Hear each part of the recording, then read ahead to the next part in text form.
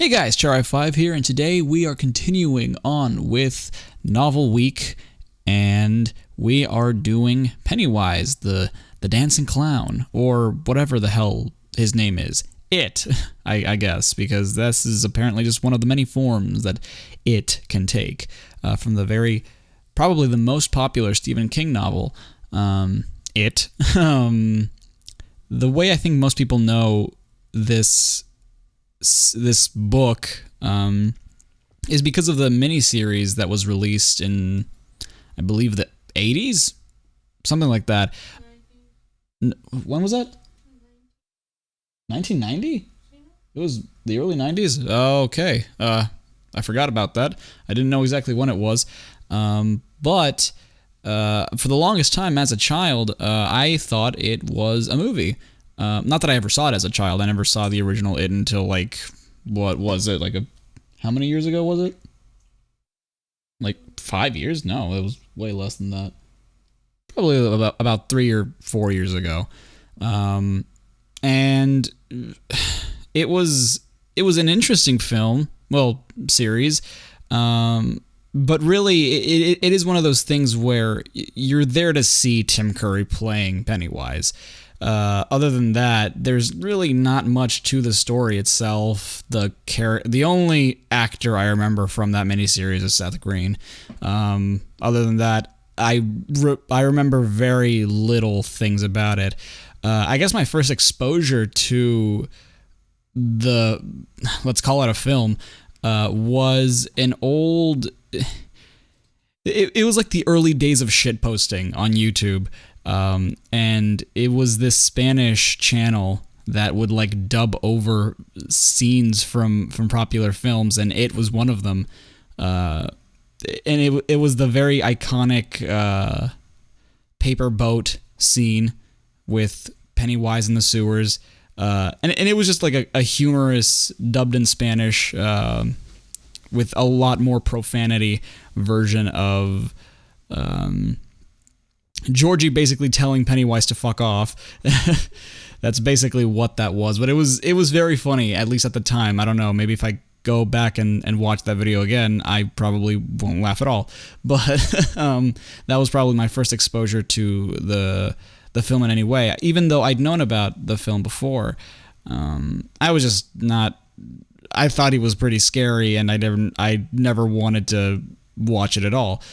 But really, there's very little, I'd say nothing at all about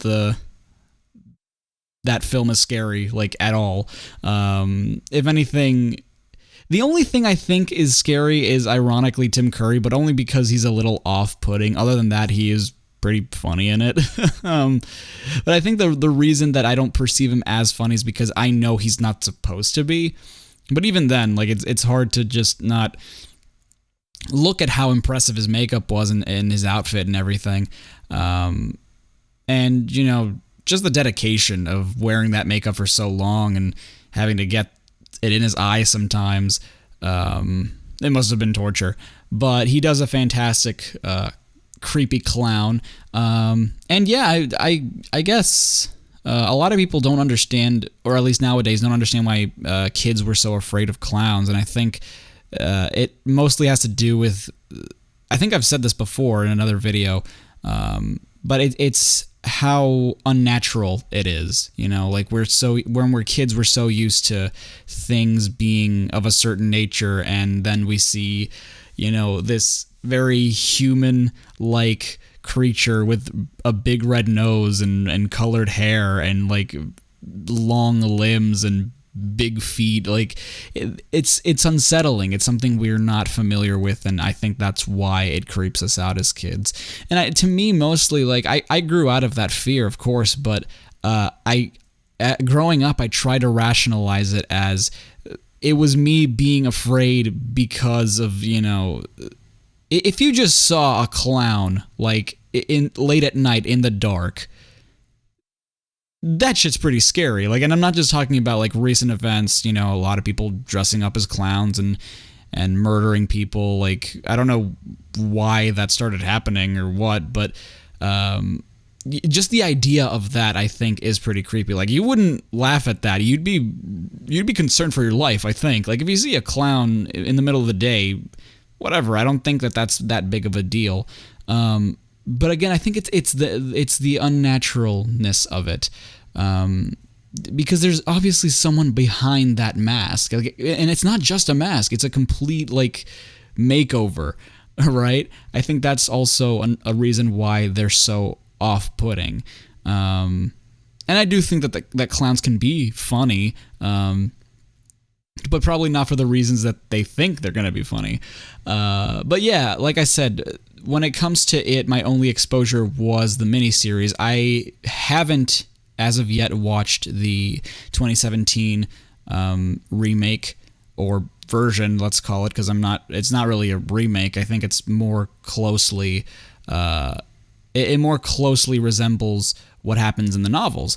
And even then, it's incomplete because it's only really the first part. Like I said, I haven't seen it, but I've heard that that's what it is. And honestly, I heard that it was quite good. So I decided, you know what, I do think Pennywise is quite iconic, but just by the trailers alone, I think the new Pennywise is probably about as iconic. And that's something you don't see every day. Like, I can't think of many remakes where a character that we already know and love is remade and almost, live it completely differently, might I add, and it's actually up to par with the thing that we were already familiar with. Most remakes that we love, we usually don't even know are remakes until, we do some deep investigating into it. But in this case, like, I feel like a lot of people, everybody knows about it. So to me, I was really concerned. I think that that's just a state of mind nowadays with Hollywood and the film industry, is that we're remaking everything.